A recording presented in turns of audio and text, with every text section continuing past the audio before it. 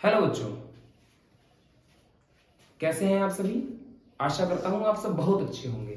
आपके लिए उसी क्रम में हाई स्कूल का जो टॉपिक हम पढ़ रहे थे सर्कुलेशन, उसी में एक महत्वपूर्ण टॉपिक है रुधिर या ब्लड या खून है। वैसे खून कहता नहीं कोई। तो बात करते हैं ब्लड की। तो blood is a liquid connective tissue. Blood क्या है? एक तरल संयोजी ऊतक है जो वाटर से थोड़ा सा श्यान, मतलब थोड़ा सा कह लें आप गाढ़ा, क्षारीय तथा स्वाद में नमकीन होता है। तो बच्चे देखिए, दो चार चीजें जाननी होती हैं कि ब्लड क्या है। सबसे पहली बात तो blood is a liquid connective tissue. Tissue क्यों है? क्योंकि इसमें देखिए सेल्स पाई जाती हैं, कई प्रकार की सेल्स पाई जाती है। और आपको पता है जब एक प्रकार की सेल्स किसी काम करने को लिए इकट्ठी होती हैं तो उनको हम फिर ऊतक कह देते हैं, सेल लेकर। तो लिक्विड है, कनेक्टिव है। लिक्विड है, आप समझ गए क्यों लिक्विड है ना? क्योंकि जल से थोड़ा सा श्यान, मतलब अधिक श्यान, थोड़ा अधिक श्यान। और क्या है, जल कैसा होता है? लिक्विड होता है। तो ये हो गया लिक्विड। कनेक्टिव क्या है? पूरी बॉडी को कनेक्ट करते हुए चलता है। कल ही मैंने बात करी कि जो है पूरी बॉडी को कनेक्ट करते हुए चलता है। तो लिक्विड कनेक्टिव टिश्यू है ना, ऊतक है। जान गए, तो सारी बात जान गए आप कि लिक्विड भी है, कनेक्टिव है, टिश्यू। तो ब्लड इज अ लिक्विड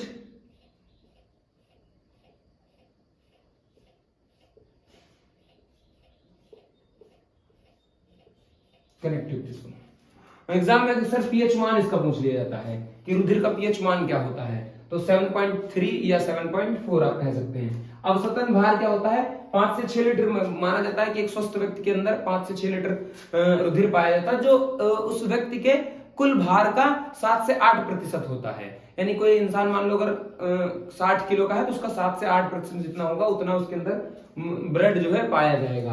अब बात आती है कि रुधिर के अध्ययन क्या कहलाता है? Study of blood. रुधिर का अध्ययन क्या कहलाता है? तो अध्ययन बच्चे कहलाता है हेमेटोलॉजी, है ना। तो ये हो गया हमारा रुधिर का अध्ययन।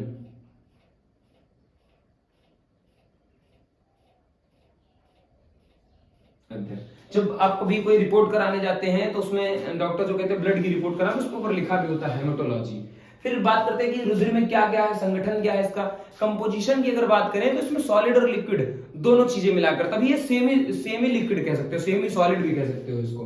तो जो लिक्विड भाग हमारा है वो 95% ब्लड का, सॉरी 55% ब्लड का निर्माण करता है, जबकि जो सॉलिड भाग है हमारा वो 45% का निर्माण करता है। तो लिक्विड भाग में हमारे बच्चे प्लाज्मा है, तो और सॉलिड भाग में हमारी ब्लड सेल्स है या ब्लड कार्पल्स भी कहते हैं इनको। आरबीसी, डब्ल्यूबीसी, प्लेटलेट्स, यानी red blood cells, white blood cells और प्लेटलेट्स। तो सबसे पहले हम प्लाज्मा को जानने का प्रयास करते हैं कि प्लाज्मा है क्या। तो प्लाज्मा की बात करें अगर, तो येलो इन कलर और बेसिक मीडियम होता है। बेसिक मीडियम क्या कह सकते हो आप? इसको लाइट बेसिक मीडियम भी कहते हो। हल्का क्षारीय माध्यम होता है इसका, और कलर येलो होता है इसका। 90% तो इसमें जल पाया जाता है, क्योंकि लिक्विड पार्ट है इसलिए 90% जल पाया जाता है। 10% में ऑर्गेनिक और इनऑर्गेनिक कंपाउंड पाए जाएंगे, यानी कार्बनिक और अकार्बनिक पदार्थ पाए जाते हैं। कार्बनिक पदार्थों में अगर हम पचे हुए पदार्थों की बात करें तो ग्लूकोज, एमिनो एसिड और अम्ल तथा वसा अम्ल पाई जाती है। जबकि अगर हम बात करें कि इसके अंदर और क्या पाया जाता है, तो रुधिर प्रोटीन्स, हार्मोन्स, एंटीबॉडीज, एंजाइम्स या उत्सर्जी पदार्थ, ये भी जो है हमारे प्लाज्मा के अंदर ही पाए जाते हैं। ये क्या करता है? CO2 का, उत्सर्जी पदार्थ CO2 का वहन करता है, और जो भी एक्सक्रीटरी मटेरियल होते हैं उनको एक स्थान से दूसरे स्थान पर छोड़ने का भी काम करता है। अगर वहीं पर हम बात करें ब्लड सेल्स की, तो ब्लड सेल्स बच्चा 3 प्रकार की होती हैं। तो प्यारे बच्चों, 3 प्रकार की ब्लड्स में आपकी लाल रुधिर कणिकाएं, श्वेत रुधिर कणिकाएं और प्लेटलेट्स शामिल हैं। तो सबसे पहला जो टॉपिक हमारा होता है वो होता है लाल रुधिर कणिकाएं या रेड ब्लड सेल्स, या उनको एक और नाम से जानते हैं हम लोग, इरिथ्रोसाइट्स। इरिथ्रोसाइट्स भी आरबीसी का ही एक नाम है। तो आरबीसी के बारे में बात करें अगर, तो यह ऑक्सीजन वाहक का कार्य करती है।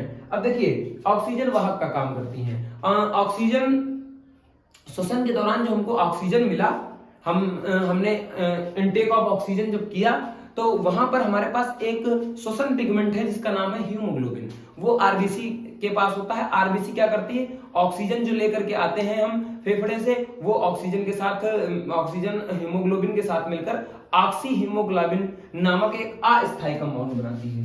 क्या? ऑक्सी हीमोग्लोबिन नामक एक अस्थायी, कह लें अस्थायी यौगिक का निर्माण करती हैं।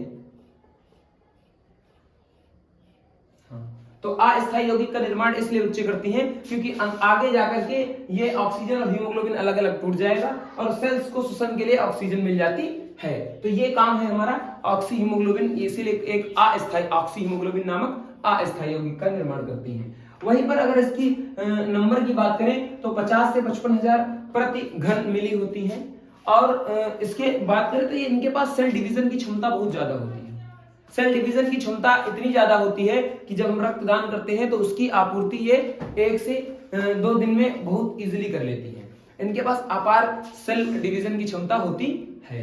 अगर वहीं पर बात करें हम कि इनमें आरबीसी में केंद्रक का अभाव होता है, केंद्रक नहीं होता है इनके पास अपना, इनकी जो सेल्स हैं आरबीसी एक प्रकार की सेल है, कोशिकाएं हैं, इनके पास अपना केंद्रक नहीं होता है, इनके पास केंद्रक का अभाव होता है। वहीं अगर इनके हम जीवन काल की बात करते हैं, लाइफ स्पैन की बात करते हैं तो 120 दिन का जीवन काल होता है। और आपको पता है कि इन्हीं रुधिर कोशिकाओं में जब अत्यधिक सेल डिवीजन हो जाता है तो एक बीमारी होती है जिसे ब्लड कैंसर के नाम से जाना जाता है। तो आरबीसी में जब uncontrol cell division of RBC ही हमारा ब्लड कैंसर कहलाता है। अगर वहीं पर हम बात करें व्हाइट ब्लड सेल्स की या ल्यूकोसाइट्स की या श्वेत रुधिर कणिकाओं की, तो बच्चे ये भी क्या है, एक प्रकार की हमारी ब्लड कार्पल्स ही हैं, ब्लड सेल्स ही हैं जो हमारे शरीर में ही पाई जाती हैं। लेकिन इनके पास कोई रंग ना होने की वजह से ये सफेद दिखती हैं या श्वेत दिखती हैं। ये एक इम्यूनिटी चेन बनाने का काम करती हैं, हमारे लिए रोगों से, जीवाणुओं से लड़ने का काम करती हैं। इसीलिए इन्हें सोल्जर ऑफ द बॉडी कहा जाता है, इनको सोल्जर ऑफ द बॉडी कहा जाता है। इनके अगर हम जीवन काल की बात करें बेटा तो बहुत ज्यादा जीवन काल नहीं होता, इनका 12 से 20 दिन जीवन काल माना जाता है। और इनकी संख्या ब्लड में 6 से 10,000 प्रति घन मिली होती है। अगर इसके निकनेम मैंने इसका बता दिया सोल्जर ऑफ बॉडी, तो लाइफ स्पैन भी जान गए, इसका जीवन काल भी जान गए। अब हम बात करते हैं अपने इस तीसरे, जो हमारा तीसरा एलिमेंट है जिसको हमने प्लेटलेट्स कहा। प्लेटलेट्स का नाम आपने काफी सुना होगा, प्रचलन में रहता है। जब डेंगू की बीमारी आती है तो लोगों को चलन में काफी सुनने का आता है कि उनका प्लेटलेट्स डाउन हो गया है ना। तो ये क्या करती हैं, सबसे पहली बात तो इनका एक निकनेम है जिनको हम थ्रोम्बोसाइट्स के नाम से जानते हैं। थ्रोम्बोसाइट्स बच्चे क्या है कि ये ब्लड क्लॉटिंग में सहायक होती है। यानी कि अगर ये हमारे ब्लड में इसकी कमी हो जाएगी, औसतन माना जाता है कि 2 लाख से 1.5 लाख से 2 लाख जो है एवरेज मानी जाती है। अगर इससे कम हो जाती है बच्चे तो फिर हमारा ब्लड जो है अत्यधिक पतला हो जाता है, यानी लिक्विड फॉर्म ज्यादा ले सकता है। तो इस वजह से हमारे शरीर में काफी दिक्कतें हो जाती हैं। इनकी अगर बात करें तो 2 से 5 लाख प्रति घन मिली होना चाहिए इनको। प्लेटलेट्स का मेन काम यही है कि ब्लड को क्लॉट कराना, ब्लड को रक्त का थक्का जमने में सहायक होना। मैं लिख देता हूं, रक्त का थक्का बनाने में सहायक।